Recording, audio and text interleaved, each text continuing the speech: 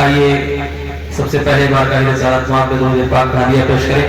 پڑھیے بابا حضرت اللہم صلی علی سیدنا و مولانا محمد و علی سیدنا و مولانا محمد و بارک وسلم. صلو علیہ صلاۃ و سلام علیک یا رسول اللہ صلی اللہ تعالی علیہ وآلہ وسلم. کچھ سننے اور سنانے سے قبل دو تین شعر نعت خاص کے آپ حضرات کی سماعتوں کے حوالے کر رہا ہوں, سماعت کریں. مجل کے کہتے ہیں لبیک یا رسول اللہ, اور مجل کے کہتے ہیں لبیک یا رسول اللہ. شعر سماعت کریں. جنت میں رہیں گے, جنت میں رہیں گے, میرے ساتھ آپ بھی پڑھیں. جنت میں رہیں گے, جنت میں رہیں گے, جنت میں رہیں گے, جنت میں رہیں گے. یہ داڑھی والے ہیں یہی ٹوپیوں والے, یہ داڑھی والے ہیں یہی ٹوپیوں والے, یہ داڑھی والے ہیں یہی ٹوپیوں والے. سرکار دعا کے سبھی چاہے جنت میں رہیں گے, جنت میں رہیں گے, جنت میں رہیں گے, جنت میں رہیں گے, جنت میں رہیں گے, جنت میں رہیں گے. اور بہت پیارا شعر سماعت کریں. تعلیم رسالت سکھانے میں لگے ہیں, تعلیم رسالت سکھانے میں لگے ہیں, تعلیم رسالت سکھانے میں لگے ہیں, تعلیم رسالت سکھانے میں لگے ہیں, تعلیم رسالت سکھانے میں لگے ہیں. قرآن کے بچوں کو پڑھانے میں لگے ہیں, جنت میں رہیں گے.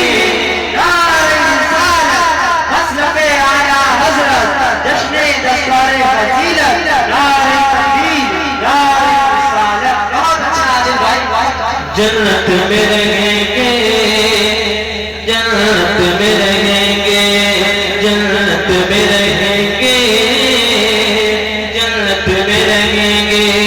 اور بہت پیارا شعر سماعت ہے. مجھے کہتے ہیں لبیک یا رسول اللہ. اس تک نہیں کرتے ہیں جو کرتے ہیں اطاعت.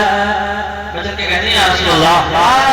اس تک نہیں کرتے ہیں جو کرتے ہیں اطاعت, اس تک نہیں کرتے ہیں جو کرتے ہیں اطاعت, اس تک نہیں کرتے ہیں جو کرتے ہیں اطاعت, اس تک نہیں کرتے ہیں جو کرتے ہیں اطاعت. دل سے جو بنا کرتے ہیں ماں باپ سے جنت میں رہیں گے, جنت میں رہیں گے, جنت میں رہیں گے, جنت میں رہیں گے, جنت میں رہیں گے, جنت میں رہیں گے.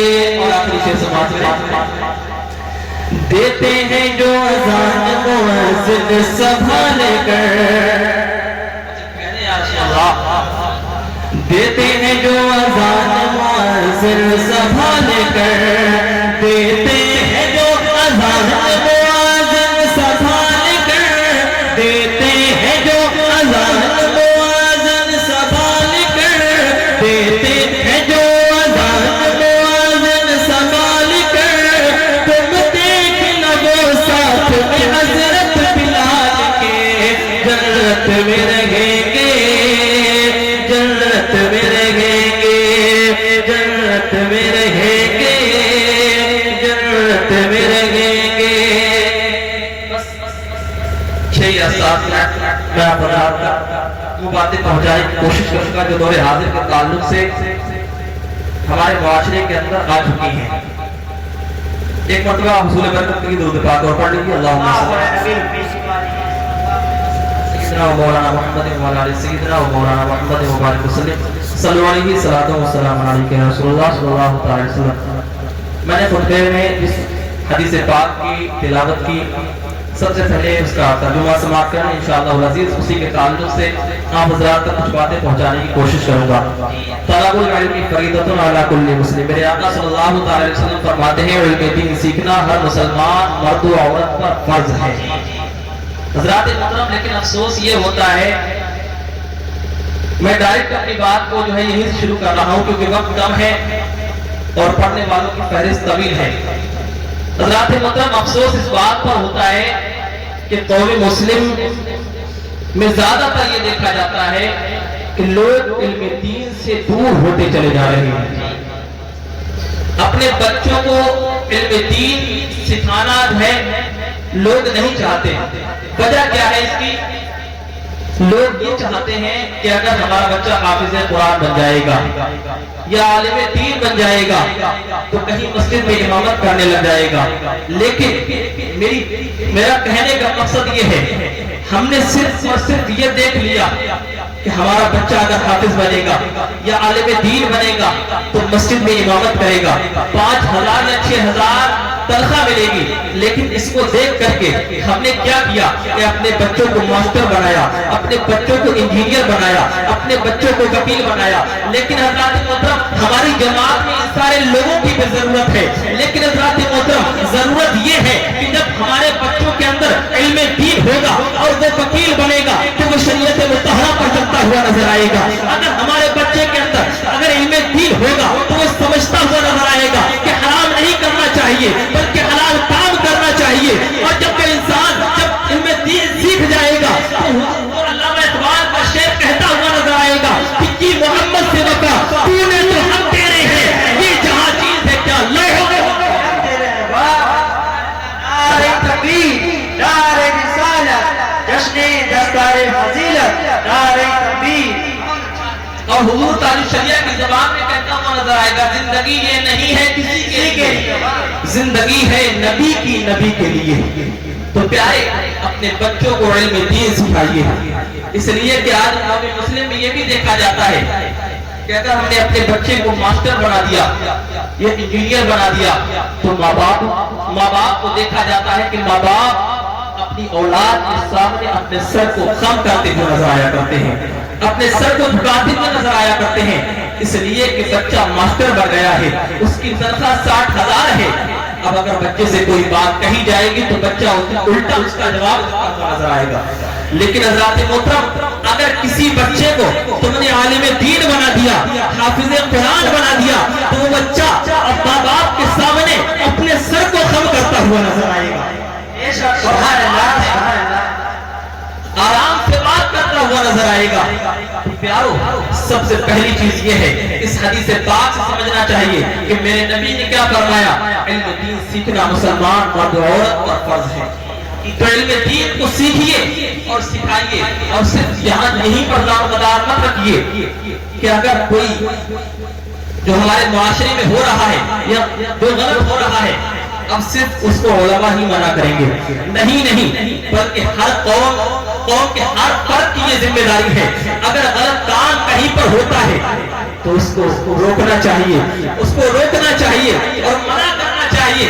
حضرات محترم، جہاں تک ہو سکے وہاں تک منع کرنا چاہیے، اگر نہیں معلوم ہے تو علماء سے پوچھنا چاہیے۔ اللہ کا لاکھ احسان ہے کہ اللہ تبارک و تعالیٰ نے آپ کی بستی میں 2 عالم دین ماشاءاللہ پیدا کروا دیے۔ حضرات، اب کہیں جانے کی ضرورت نہیں ہے، اگر کوئی مسئلہ آپ کو پیش آئے تو باہر کہیں نہ جائیں بلکہ انہی عالم دین کے پاس آئیے اور اپنے مسئلے کو حل کر لیجئے۔ تو میرا کہنے کا مقصد یہی تھا کہ اپنے آپ کو علم دین سے جو ہے آراستہ کیجئے، علم دین سیکھیے، اپنے بچوں کو علم دین سکھائیے، اس لیے کہ جب بچہ علم دین سیکھ جاتا ہے تو وہ یہ سمجھ جاتا ہے کہ ماں باپ کا مرتبہ کیا ہے، ماں باپ کا مقام کیا ہے، ماں باپ سے कैसी बातें करना चाहिए, कैसे अदब से पेश आना चाहिए, वो सब कुछ जान जाया करता है। लेकिन जरूरत यही है कि इल्म दीन सीखना चाहिए। अल्लाह तबारक व तआला से दुआ है मेरे कहने सुनने में जो भी गलतियां हुई अल्लाह तबारक व तआला अपने हबीब के सदक़े में उन सबको माफ फरमाए, और जो भी बयान किया गया पहले मुझको फिर आप तमाम हज़रात को उस पर अमल करने की तौफीक रफ़ीक अता फरमाए।